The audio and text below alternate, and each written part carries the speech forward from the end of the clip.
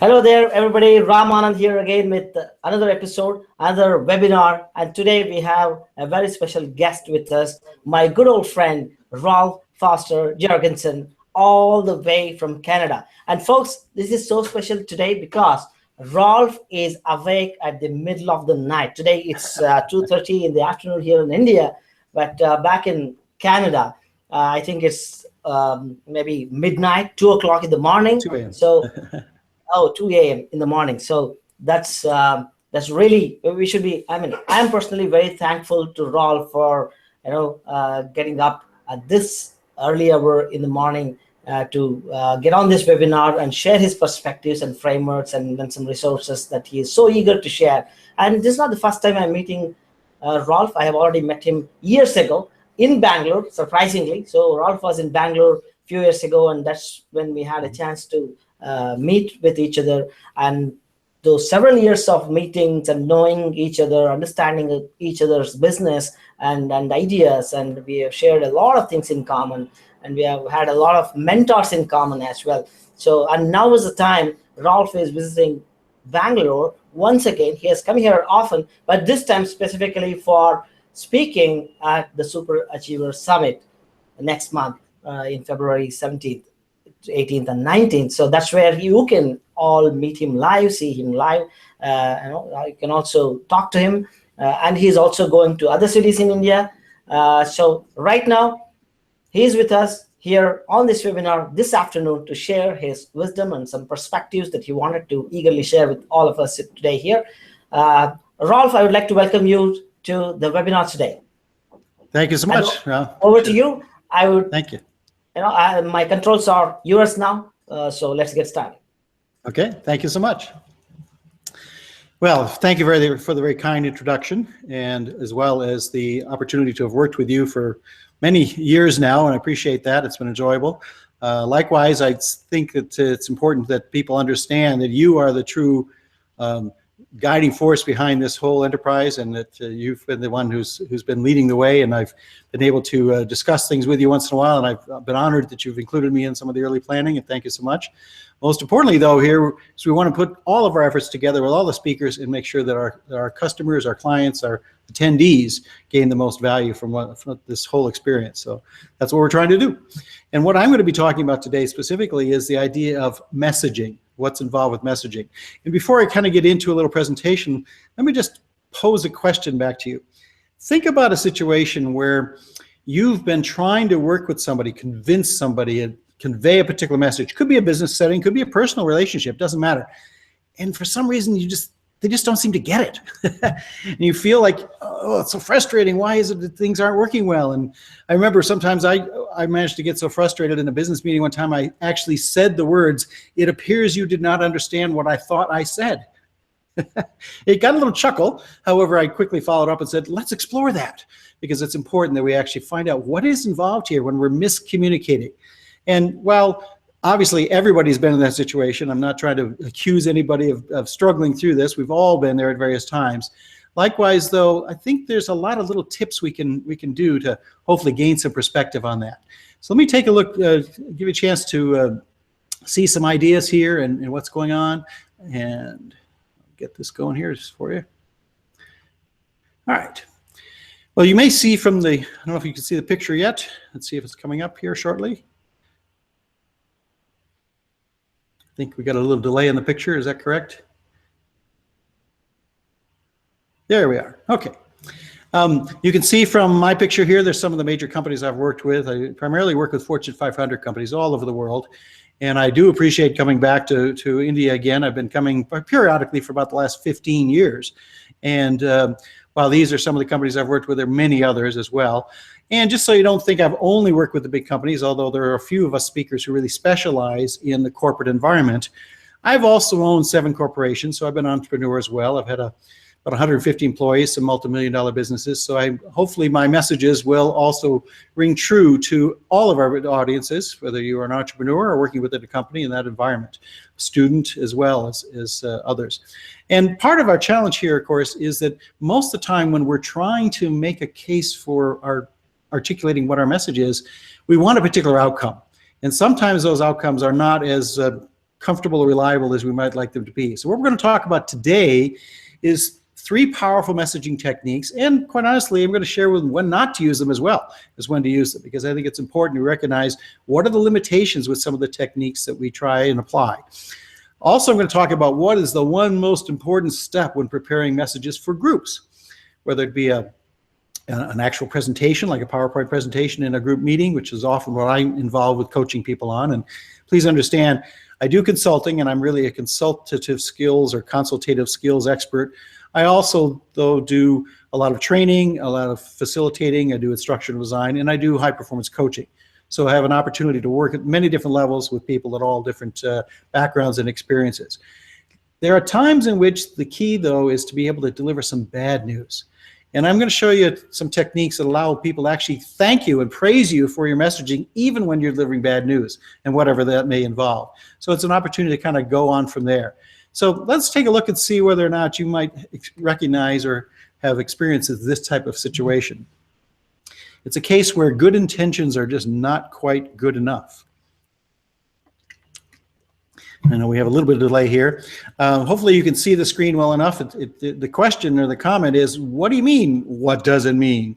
Obviously, this person put a lot of effort into a very detailed graph, and unfortunately, people weren't understanding what the message was. And while I hope that you can have some sensitivity to that, I mean, let's think about all those times in which we've worked so hard putting together what we think to be the most perfect example of a way of illustrating a particular point, and have people scratching their heads, or worse yet, just have the blank stare and have that look and saying, well, I wonder what's going on here. And, please understand that sometimes we get carried away with this. I remember one situation where it was not in India, but it was a client of mine where his boss had told him that he just could only use 2 slides. He had to get his message across in 2 slides, which was pretty ambitious. I mean, I do teach some techniques that I get it down. I've helped people get 200 slide decks down to only 12 slides that people then say, hey, that's great. That's exactly what I wanted. However, 2 slides is pretty difficult. And what he wound up doing, which was kind of missing the point, he squeezed every single square centimeter with something. Little tiny graphs, little words here, there, everything. There was no white space left to see anything other than what was on those 2 graphs. So that's not really the intention that we have when we're trying to do this. And at the same time, those good intentions are not usually enough. Yet sometimes we kind of get frustrated and we think, well, do people really pay attention when we're blunt? And what does that involve? So, sometimes this bluntness, we have to be careful about how it's coming across. And there's an example here that is really blunt, and hopefully you never hear or certainly say that to anybody else. Yet it's a reminder here that anytime we are too blunt, whatever that may be, and it varies from person to person, we have the risk here that we just tune people out. They're not paying attention. They're not feeling as if there's any connection here. And when that situation occurs, our challenge is we've got to ask ourselves, yeah, we might have some personal satisfaction at being able to speak that way, but at what cost is involved with this? And what is it taking for people to feel as if they understand what's going on and are willing to have that type of trade-off? So we're going to take a look at one particular powerful technique, and it's one of a few that I'm going to cover here. And it has to do with being what is called an expert. So this powerful technique, if we're an expert, this is just one example. And I'm just going to give you a couple examples here. One is somebody says a small business would want easy to use software. That's a claim that I could make in a report or whatever, in some type of presentation. Well, you really would not want to come across that way as an expert if the response might be to your comment, duh, that's so obvious, or feel like there's only marginal value on it, it's too simplistic. So that type of risk is involved. Now you may say, well, that's so obvious to me that I wouldn't want to speak that way. On the other hand, there are situations when we may decide that this is exactly what we need to do, particularly if they're in a situation where they need to validate or reinforce something they already knew. And that gives us an opportunity to kind of reevaluate whether our expertise is coming across as effectively as we'd like. There are times when, being able to present something that they already know from an outside resource or from somebody who's done a little study or done some analysis of it really carries a lot of extra weight. And in that case, even though you don't have to always have new news in order to have credibility and value, we do want to recognize that just because they're trying to find out what's going on here and validate it, that actually is what they're often looking for an expert to do.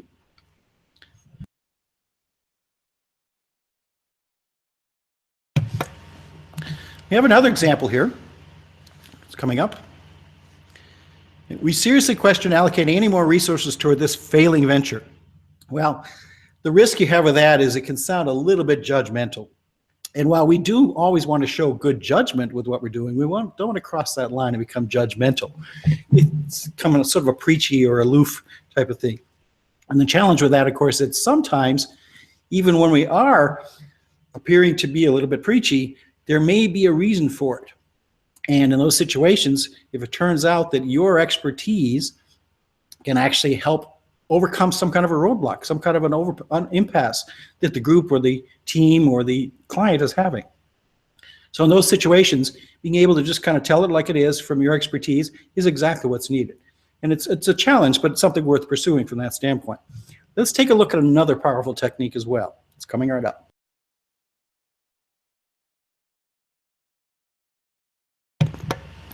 When we play the role of a facilitator, this is a key aspect, and this is sort of a neutral role.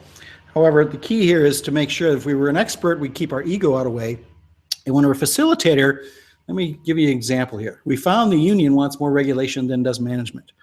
Frankly, I've been in that situation where I've had to walk this tightrope. I did a major project with one of the big auto companies in the international union, and over an 18-month period, quite honestly, when I started, it was an internal consulting curriculum that I was in charge of, and I was the lead trainer and training others as well. When we started out, the tension was so thick in the room, you could just cut it with a knife. It just was very acrimonious, and people were just sniping at each other and not being very nice at all. A lot of swearing and a lot of difficult communicating.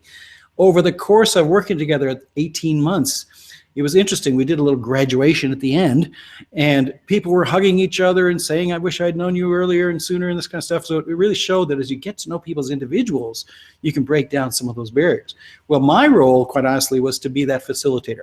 I had to walk this, teetering tightrope, you might say, never showing any particular bias toward the other side. So it was a politically dangerous situation and difficult. Now, in this case, you can be a facilitator, and you want to be careful when playing that role if it's too dangerous, unless you can maintain some kind of a neutral tone.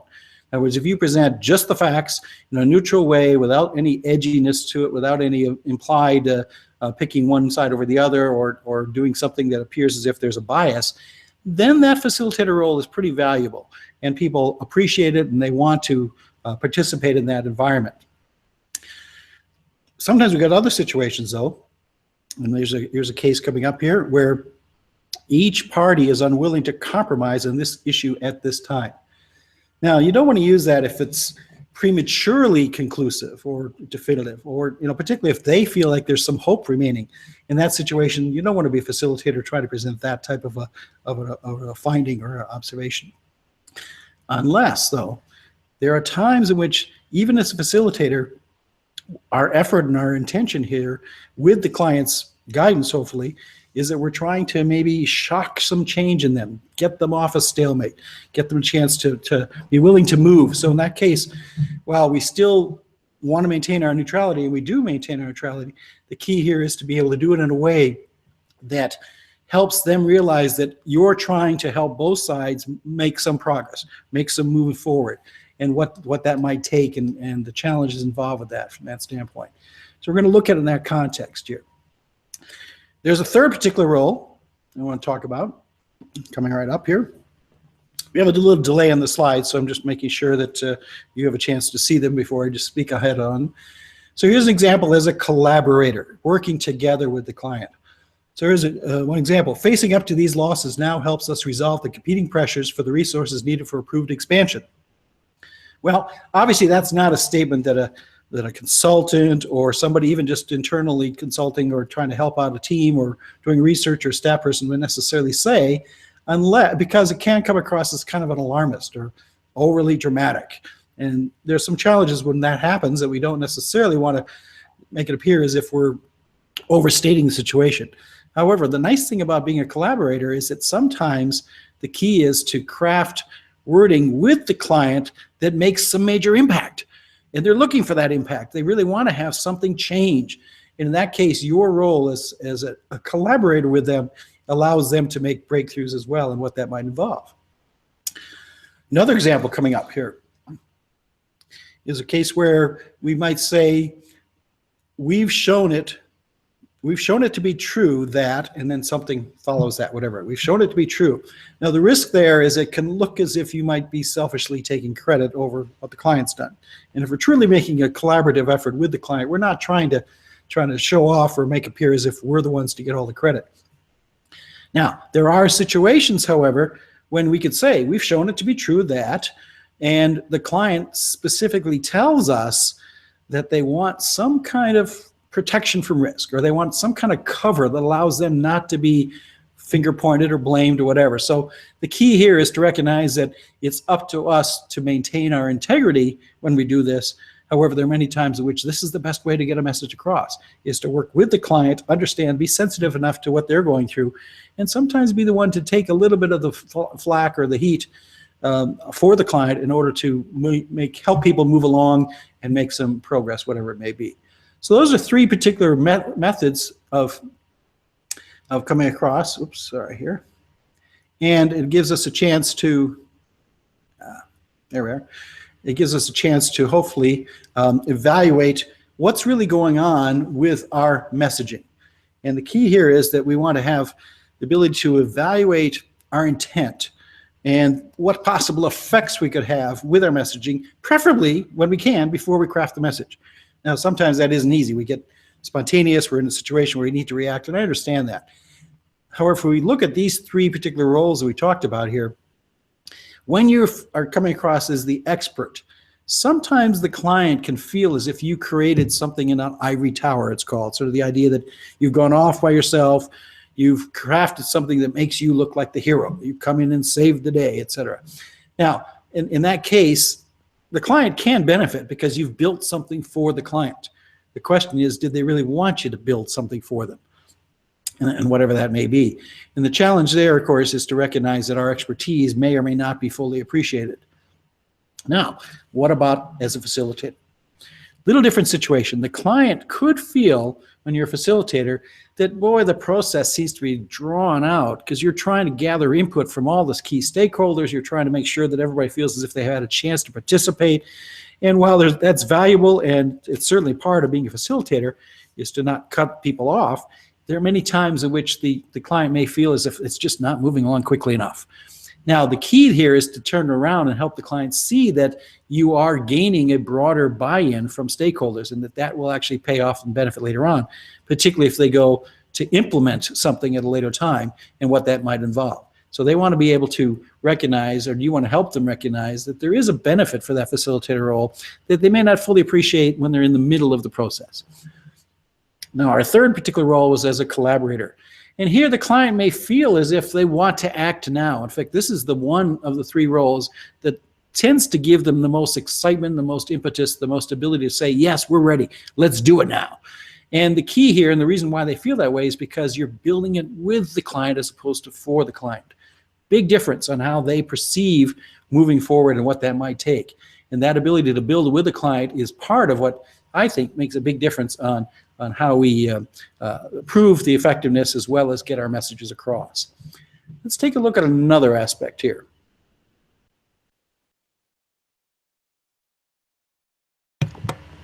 Take a careful look at this long list. I know it's small print here, and I'd like you to just kind of pick out what do you think is the most important item. No, it's not a quiz. And no, I'm not going to pin you down and chase you down and say, okay, you got the right answer or the wrong answer, that type of thing. In fact, it's all subject to interpretation because all of these things have some value. However, there's one key area that seems to have a lot higher priority and a lot stronger benefit and how that can really help you. And that happens to be, maybe you picked this, maybe you didn't, don't beat yourself up one way or the other here. It's number 6, the pre-selling idea. Particularly when there's controversial content. And the key here is with pre-selling is we want to go to key selected stakeholders in advance of your presentation to the entire group. Now, you may say, well, that's kind of extra time. It takes a lot of extra effort. I may even be letting out the whole information to a stakeholder in advance of the group, and that could make the group meeting go poorly. It actually turns out to be just the opposite. In other words, you don't have to always take the entire presentation to a key stakeholder. Maybe just take the portion that affects them the most. Ask for their input, ask for their perspective. Yet, please understand, and I wrote an ebook on team ethics, and I understand very closely how this can be a factor. We don't want to necessarily invite them to say, well, we'll change it based upon your input. The key here is to ask for their input, say, how might this affect you, and how, what impact do you think this might have, and helping them with our messaging, and I'll talk a little bit about the bad news aspect in a minute here, helping them understand that there is value in presenting information even if it's uncomfortable for them. However, it's less comfortable for you if you haven't done some pre-selling. Let me give you a little example. And please understand, when I'm getting there in Bangalore and speaking in front of you, yes, I'm going to share a lot of my successes. I'm also going to be willing to share some of my mistakes, because I think people learn from that as well. And I don't mind sharing that. That's important for you to realize that, sure, I've been doing this for 30 years, but that doesn't mean everything's gone perfectly well. There was a case where, it was not in India, it was a case of a Fortune 500 company where I had contact with the director of human resources, and it was a particular software program that I happened to be distributing, and it had to do with drag and drop job competencies, and it was really a hot topic at the time. A lot of companies were interested in it, and it was something that this director of human resources particularly was excited about. And she told me that this topic was so important that she wanted me to come in to speak with the president and all the top vice presidents at their meeting. And it was something that was so hot on their agenda that this would be really appropriate, and she was excited for me to show them what I had available that would help them feel as if we were on track and that they might be able to apply it. So I did my usual I thought at the time, my preparation, and that I made sure the software worked properly. I got into the meeting. I made sure that I involved one of the vice presidents to actually pick up the mouse. They could see how easy it was to drag and drop it around. All of the mechanics of a demonstration went perfectly. The challenge was, throughout my entire presentation, there was no feedback whatsoever, no body language, no nodding at all, no words at all were spoken. It was total silence. And quite frankly, I'm sure my own body language was showing something by that time, because I was a little uncomfortable. What was happening here? I knew I was doing a good presentation, but there was no feedback whatsoever. Finally, near the end of the presentation, this one person spoke up, and it was not the president of the company. In fact, it wasn't even the senior vice president. It was just the vice president, happened to be a finance, but it didn't matter. It was a vice president. It was not the top person. And his first comment he said was, as everyone else knows here, I hate computers. Now, this was quite a while ago, but still, that was the reaction. And I thought to myself, oh no, what's going on here? And then his next comment was, but even I could do this. Well, that opened up the floodgates, and other vice presidents were calling out saying, hey, do you have a version for Latin America? Do you have another one for Europe? It was just, I made a big sale out of it.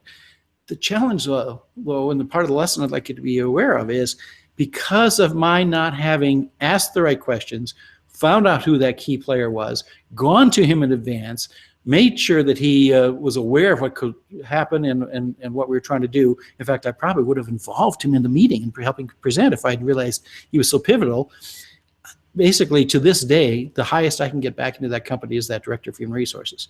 And she was apologetic that I had to go through this turmoil. However, at the time, it really was a case where I was the one at fault for not doing my homework, not asking the questions, finding out who the key players were. So I want to acknowledge the idea that this idea of pre-selling is really crucial, and what can happen here and what's involved. So we're also going to look at the idea here of what happens when we want to be credible and we want to make sure that we're delivering what the client has promised. And that's a key part of what I want to do here. So, for example, when we present information, it's key that we also recognize that we're involved with doing some aspect of testing. And the testing might be some type of survey, what's going on, or some asking opinions, or doing something that allows people to, in effect, say that they participated in the process.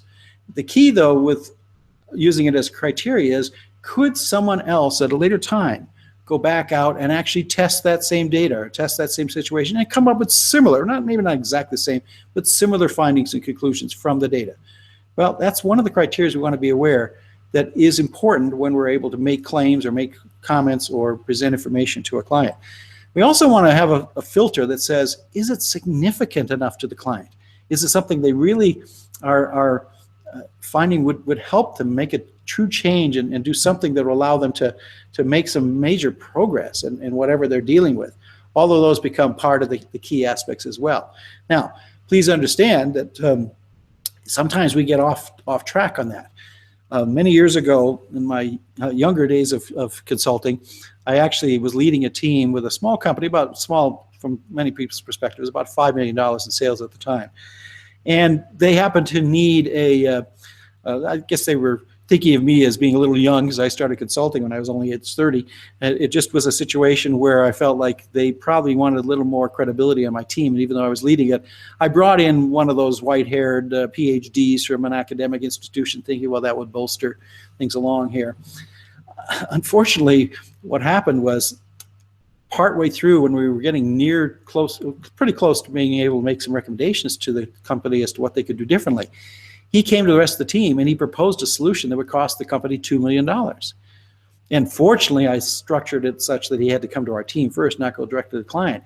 You don't bring a $2 million solution to a $5 million company. It's just out of proportion.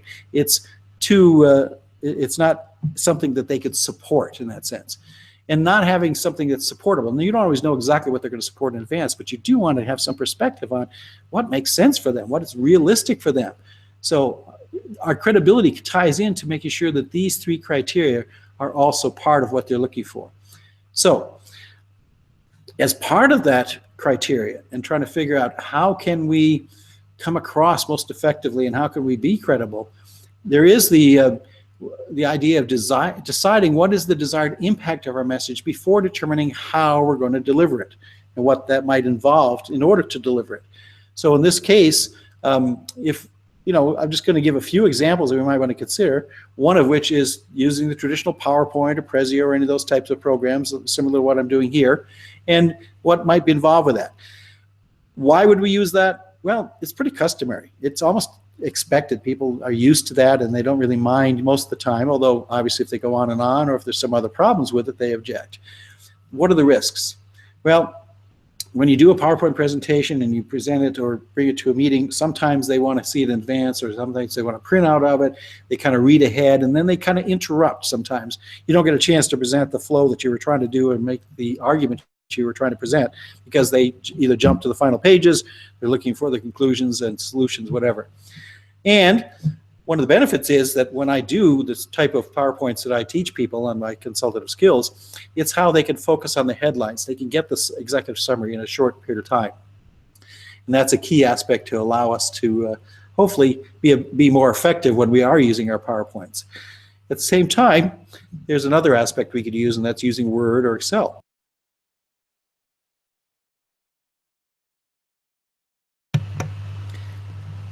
Why would we use it? Well, sometimes the data, if we're careful, we can do it in a succinct way. That's a challenge for many people. It's also one of those things that it's worth trying and seeing whether we can accomplish that and what that might involve. Likewise, though, the risk we have is that a lot of the people I work with in these big companies, they're almost too comfortable with the detail. They tend to fire hose people with detail even when somebody just wants a sip of water. And the challenges there, of course, is that they're not really effective with their messages if they overwhelm people with the detail. At the same time, though, one of the benefits of the Word or particularly the Excel approach is you can actually drill down. You can use pivot tables, you can use links, you can have them on a backup appendix. There's ways in which there's a benefit there that if somebody wants to have specific details on what's going on, they can actually find that and see what might be involved. And that's certainly one of the benefits. However, I'd like to pose a different approach.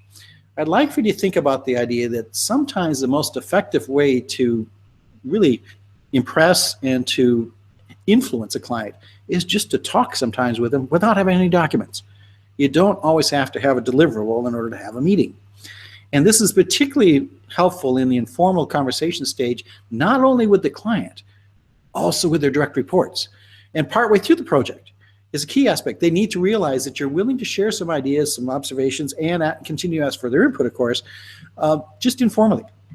It doesn't always have to have these major presentations. Now, the risk, of course, is somebody might think you're unprepared or they're bringing surprises to them. And that's a key as to how you deliver the message. It's not just the method of what we use, like an informal talk. It's also what you say and how you present it, et cetera. There's a key benefit, though. It shows collaboration, and it gives you a chance to honor their input throughout the entire process and whatever that might take. So you want to be able to understand what's involved there and how can you help them feel as if they are part of this. It's not you telling them, it's not the expertise, it's not just the facilitator, it's the collaborator. And you're living that and improving it as you extend your messages on a regular basis, including informally. So what happens when there's bad news? And that happens quite often, ironically. You get in situations where there's quite a bit of bad news, and sometimes we're the ones that have to deliver it, and we don't want to be the old proverbial kill the messenger situation here. So take a look at these examples if you could. On the left side, there's what I call ego-based harshness. And I know that I'm being judgmental when I say that. However, if you start saying to people, you didn't do this, or there is no illustrations or no evidence of, and you're starting to appear as if you're being judgmental and blaming, it sounds like it's your ego talking rather than them getting a message. They're going to tune you out again, which we said before. So some other types of phrasing that you can use instead for encouraging collaboration, things like we've yet to see, and then fill it in. That kind of implies that, okay, it's coming soon. We understand it. It's going to be here. It's pretty soon, hopefully. Another one is we anticipate something is happening soon. Well, that's the same idea. It's encouraging. It's trying not to be judgmental. It's also trying to give them an out, a face-saving opportunity. Sometimes we can simply ask the question, how might things change if, and then pose what I like to call the positive aspirational idea. So there may be bad news. However, if you tell or help them see something, how it could improve, what it might be better at later on, they start realizing, okay, I can accept the bad news and we'll move forward from there. And then there's the key aspect. One of the most effective techniques of all is to put it in context of other people's point of view. What might it look like to, and then list a key stakeholder or two, if we did such and such. That takes the onus off of them of thinking about just their own needs. It helps them see it from a point of view of key stakeholders and how we want to make sure we work with those particular people. Now, there are times in which the most effective way we have to actually present bad news is the old-fashioned, what we call a sandwich approach. This is coming up here, where we sandwich the bad news in between the good news. And the type of praise it gets is they feel like you've been diplomatic. You've helped them realize that, yeah, there's some stuff, there's some, there's the old ugly baby that I got to face up to at the same time. There's some good things happening too. And even if you have to dig and scrape and try to find those good news items, this sandwich approach shows some more sensitivity. So whatever it may be, being able to start with good news, carefully put the bad news in, not overwhelm, not try to beat them up, not necessarily try to be too judgmental, and then finish with some good news. Those are all aspects that can make a big difference on how effectively we are perceived as well as we influence them on whatever may happen next. So what have we done today? We've looked at 3 powerful messaging techniques, I should say. We've shown when they're helpful to use and also when not to use it and when they may not be as effective as we'd like. And therefore, we can help choose between them when we think it's effective, whether it be an expertise that we might have or a facilitator of playing that neutral role to help people come along as a group, and also the collaborator working with the client and letting them be a part of the solution, not appearing as if you're doing it all or that you have to take on the burden of doing it all. We talked about the most important step when preparing group messages. That is the pre-selling to key stakeholders, particularly the most controversial content. Don't overlook that. It's a crucial aspect. It may take a little extra time. However, think what it can save in the area of not having resistance or defiance later on.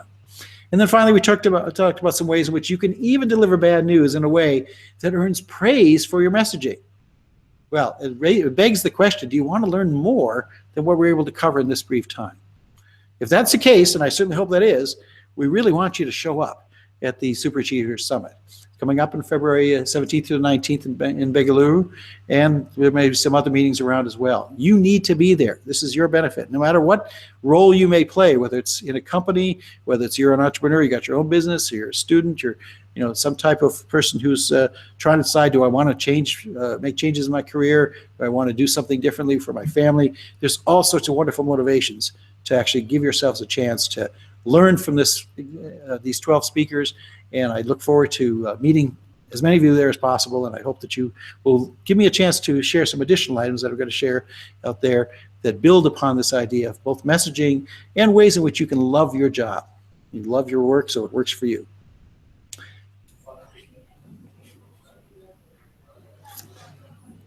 Rams, back to you. All right.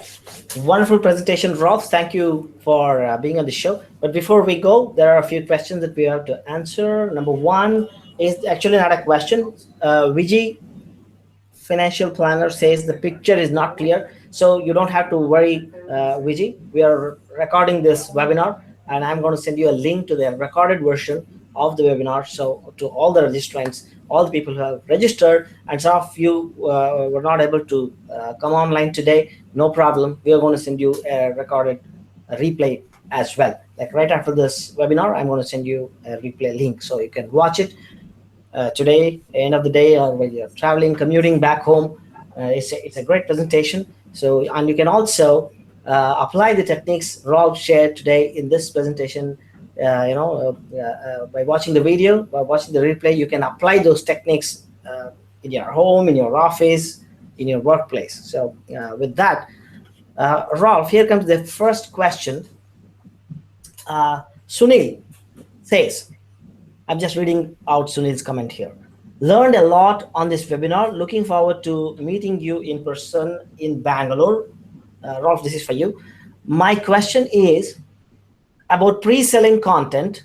Doesn't that dilute the surprise element or give away the idea or create even more trouble because people make their own assumptions about the shared content? Or to you, Rolf. Well, certainly there is always that risk. And more importantly, though, is to ask yourself, what's the alternative risks involved? In other words, if you do not involve a key stakeholder, if you're not able to help them see that they are participating in the process, that they can have some input, what tends to happen is once they feel as if they're involved and they have input, they tend to respect both the confidentiality as well as the timing of what you're going to be presenting. And part of that, of course, is you don't have to present everything to each stakeholder. Maybe it's just their small piece, et cetera. And what might that involve, and how could we help them from that standpoint? The key here, though, is sometimes if our intent is to surprise people or to have this major launch that nobody's ever heard of, it puts all the burden on us to be that much more persuasive under this duress of whatever that meeting is. And if you can actually pre-sell to a few key stakeholders, what I suggest is then those stakeholders who feel as if they're honored and appreciative of this, involve them in the actual presentation to everybody else. That shares the risk. It dilutes the burden that's upon you and hopefully allows others to feel greater participation because they see the buy-in of their peers or whatever level you've invited. Probably I could add like, sharing the agenda before the meeting, something like that. So sometimes it's the agenda. Sometimes, though, with pre-selling, it's not so much the whole picture. It's the portion that affects a key stakeholder the most. Because once they understand where it came from, and the key here is that you're not just pulling a finding or a conclusion or making a recommendation out of the air. You've actually done some research and you're walking them through and saying, here's who the people we've talked to, here's the type of information we gained, here's the basis for our findings and our conclusions and the reasons why we're going to be doing this recommendation. What do you think? It gives them a chance to participate, to maybe even refine it. And please also recognize we don't always have all the answers. Sometimes pre-selling allows us to learn something new just in time before we go to present something that could be very controversial. Awesome. All right, so here comes the next one. Kirti says, wonderful presentation, Rolf. Lots of mindset ideas. Thank you. And here comes the question. What 3 traits are most important for a good communicator? I think the most important of all is listening and being able to demonstrate that you're listening. It's not just doing it, it's helping somebody else understand that you're listening. Now, what form can that take? Certainly it can be paraphrasing back to them. Obviously, if it's face-to-face, you get the eye contact and the type of methods that we use to demonstrate that we are connecting with somebody. That's a key part of it. At the same time, besides listening, we want to make sure that we're demonstrating to others that our ability to work with the information we have is done in a confidential and respectful manner. I think in order to be effective with dealing with all types of information, please understand the type of work I do consulting with big companies is I sign non-compete agreements, I sign non-competitive aspects. They often will share with me a lot of their intellectual property, a lot of their new products and new services that they're rolling out before they're made public. And I have to respect that, and that's why they keep coming back, is because I do. However, the best part of that respect, quite honestly, is once you are treating everybody in a consultative way, in a respectful way, in a confidential way, you don't have to worry about what you said to one person versus another. And I think that's one of the biggest benefits of being able to be consistent, and that's the third element, is the consistency involved with communicating in a respectful way, in a positive way, in an uplifting way that people say, I want to be around this person. I want to learn from them. All right. So sorry about the phone call. I mean, my phone is ringing all the time. And this is a live call, so I cannot edit this, though. I understand. No problem. So Sona here asked another question. Very meaningful and I guess high level of content here, Rolf. Thanks for sharing. The ideas you share are applicable for both written and oral communication, or how different they are in case if they are not the same. Sure, and I've focused primarily upon both the oral presentation of written reports, written presentations, because that's the toughest. It has the best of both as well as the challenge of both. Anytime you're doing just a spontaneous oral presentation, obviously being able to think on your feet, being able to be adaptable, I think the most effective role when you're thinking on your feet and having to just do something without having a lot of time to plan in advance is to play that facilitator role. Ask the open-ended questions, involve the other people, make sure that they feel as if they are participating and that you are listening to them and that their input is valuable. That also gives you time to think. It gives you time to prepare whatever information in your head might be necessary. Now, written communication, quite honestly, is crucial, and it is still the stalwart of most business environments. Granted, there are many people who are developing the ability to do it in 140 characters or less. However, in reality, we want to be able to convey a message that the other person understands and hopefully agrees with, whatever that may take. Now, it doesn't mean that you always have to do it in long ways. Like I said before, 200 slides is too much for most executives and others. They're not going to listen or pay attention. If you can net it down succinctly, yet make it valuable from their point of view, they will listen and participate and appreciate it. Awesome, awesome. All right, do we have any other questions? Let me just, I think we have one question here. Okay. Manoj Shah from Mumbai says, hi, Rolf. Good morning. Greetings from Mumbai, India. And I was really touched upon by your idea of serving your type of sandwich to my customer. Very nice advice. Thanks. And I think it's just a message, like Manoj is trying to thank you. There's no question here. All right. So yeah, I think that's it. Wonderful presentation, Rolf, and I think I like the sandwich idea too, and I'm hungry as well. So I think my next stop would be to grab a sandwich, see if I can get one right here. And the phone's ringing all the time. That means very few tickets are left for the event. So people are like crazy going on, and we have gone full steam ahead with all the promotions. All our partners are rooting for us. All our celebrity endorsements are going on. So it's really so exciting. And I'm sure all of you people who are on the webinar would also be available or would consider coming to Super Achiever Summit and grab your tickets if they are still available, and meet Rolf and meet me and meet all other amazing speakers from all over the world. They are all coming here, sitting in a plane for 24 hours, 28 hours, and coming to India to see and interact and exchange ideas with all of you people here. So again, Rolf, thanks again for coming on the webinar. 2 a.m. at your time. So thankful, and we're also so grateful for you making this time for this webinar here. Thank you so much. You're welcome, and I'm happy to serve, whatever time it may be. All right, then. See you again. See you personally, physically in India. Good. Thank you.